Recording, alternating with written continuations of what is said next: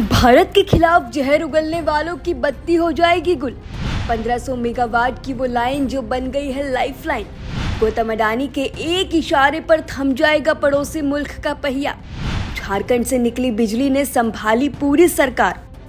जिस वक्त बांग्लादेश की सड़कों पर सियासी शोर मचा हुआ है और भारत विरोधी नारे लगने का फैशन चल पड़ा है, ठीक उसी वक्त एक कड़वी सच्चाई वहां के पावर ग्रिड्स में खामोशी से दौड़ रही है। ढाका में बैठकर भारत को आंख दिखाना बहुत आसान है, लेकिन शायद वहां के हुक्मरान और प्रदर्शनकारी ये भूल गए हैं कि उनके सिर पर जलने वाला बल्ब और उनकी फैक्ट्रियों में चलने वाली मशीनों का असली कंट्रोल कौन है।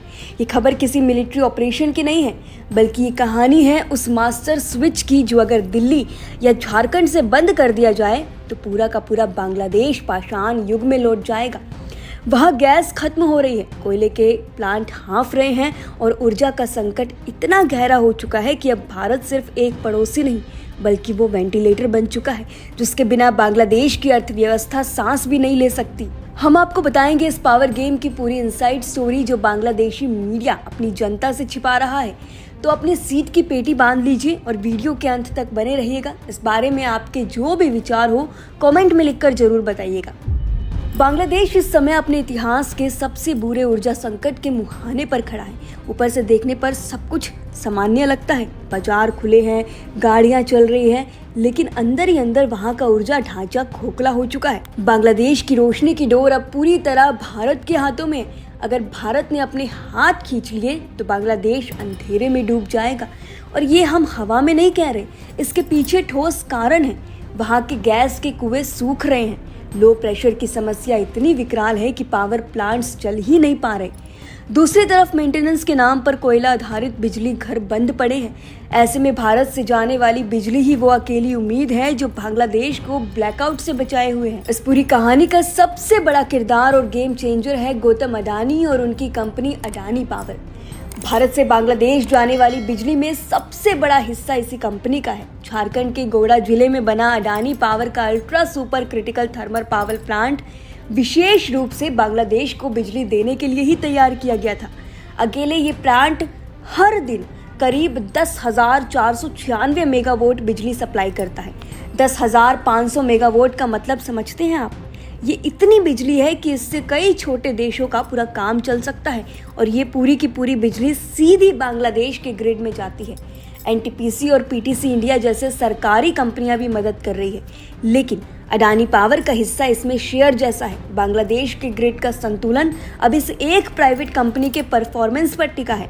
अगर किसी तकनीकी वजह से या फिर कूटनीतिक दबाव में गोड़ा प्लांट से सप्लाई रुकती है तो बांग्लादेश के पास इसका कोई बैकअप प्लान भी नहीं है।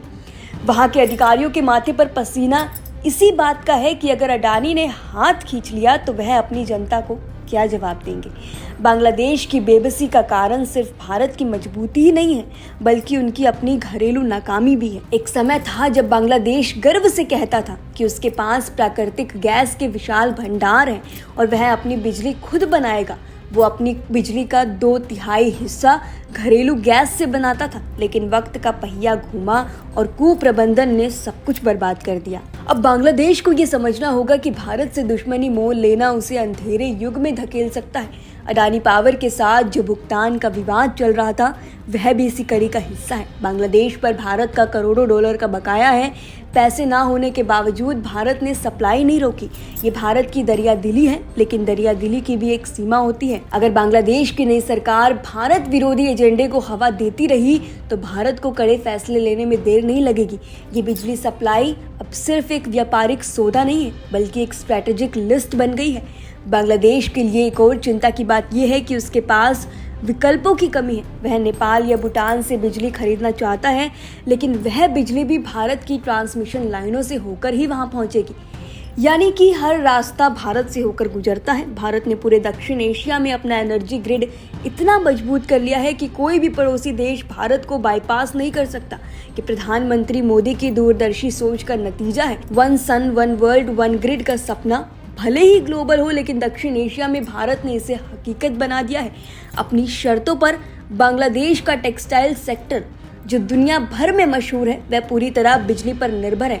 1 घंटे का पावर कट मतलब करोड़ों का नुकसान। ये पावर कट ना हो, इसकी जिम्मेदारी झारखंड के गोड़ा में बैठा भारतीय इंजीनियर संभाल रहे हैं। स्थिति को देखकर दुनिया के बाकी देश भी हैरान हैं। वे देख रहे हैं कि कैसे भारत ने बिना गोली चलाए अपने एक अस्थिर पड़ोसी को काबू में रखा हुआ है। इसे कहते हैं स्मार्ट पावर। बांग्लादेश की जनता को भी अब ये समझ आ रहा है कि उनके नेताओं की भारत विरोधी बयानबाजी उन्हें अंधेरे में धकेल सकती है।